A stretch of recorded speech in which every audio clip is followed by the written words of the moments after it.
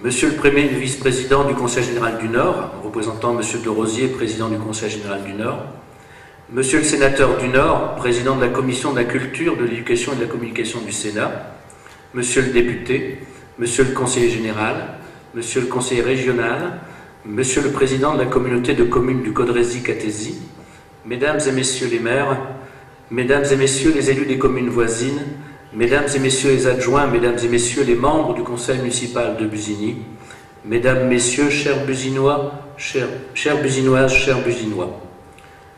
En regroupant en une même cérémonie l'inauguration de la cantine et les travaux d'accessibilité et de mise en sécurité de la salle des fêtes, qui seront suivis dans un deuxième temps de la cérémonie traditionnelle des vœux, j'ai voulu montrer le lien très fort qui relie ces deux réalisations et démontrer leur importance dans la vie de notre commune. La cantine, j'en rêvais déjà lorsque j'étais directeur de l'école Jacques Prévert et qu'une enquête menée en concertation avec la CAF de Cambrai et l'association des parents d'élèves que présidait alors Madame Marianne Bouvel démontrait qu'elle répondait à une attente de nombreuses familles, sans oublier celle du village d'enfants qui avait déjà mis en place un système de restauration. Ce projet figurait en bonne place parmi les propositions faites lors des élections de mars 2008. Nous l'avons concrétisé dès la rentrée de septembre 2008 au sein de cette salle des fêtes. Vous comprendrez aisément que cela n'a pas été sans nous poser de problèmes liés en particulier aux autres utilisations de cette salle. C'est pourquoi nous avons très vite cherché une solution la plus proche possible des deux écoles du centre, à savoir l'école Jacques Prévert et l'école maternelle. Nous l'avons trouvée avec cette partie de la salle des associations qui n'avait jamais été aménagée et qui correspondait à nos attentes et aux contraintes enduites par la mise en place d'un tel équipement. Avec l'aide du cabinet de M. Dufour, architecte, qui est dans la salle, toujours modestement dans un petit coin, les travaux, confiés par appel d'offres à 6 entreprises différentes, dont 2 locales, ont pu démarrer en septembre 2009 et se sont étalés sur 4 mois.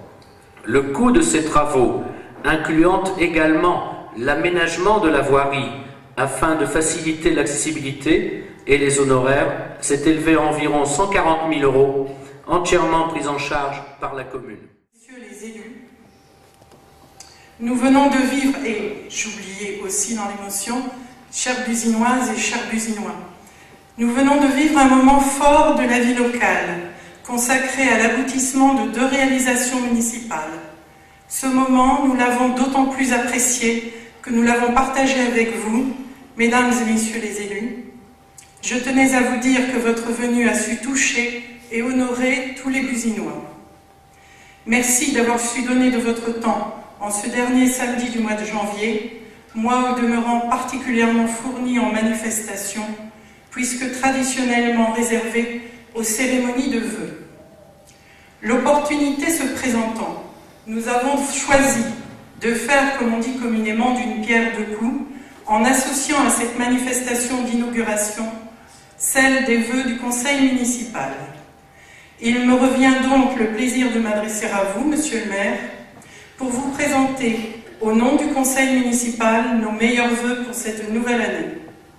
Ensemble, nous formons le souhait que 2011 vous apporte, ainsi qu'à celles et ceux qui vous sont chers, santé, bonheur et réussite dans tout ce que vous entreprendrez. Le dernier constat, enfin, c'est un constat qui touche à la précarité et à la solitude. Je me suis rendu compte, et je ne suis pas la seule, les autres élus qui nous accompagnent, qui m'accompagnent au cours de ce mandat, l'ont constaté également. Cette précarité et cette solitude ne touchent plus seulement les personnes privées de travail, mais aussi les foyers où il y a un salaire, un petit salaire, ou les foyers où l'on trouve les retraités, ou un seul retraité. Je ne voulais pas terminer mon propos sans évoquer ce problème, parce qu'il touche de plus en plus de personnes. Il est évident que nous devons tout faire pour que s'exerce la solidarité, Mais aussi et surtout, il faut que nous prenions le temps d'écouter celles et ceux qui ont besoin d'en parler.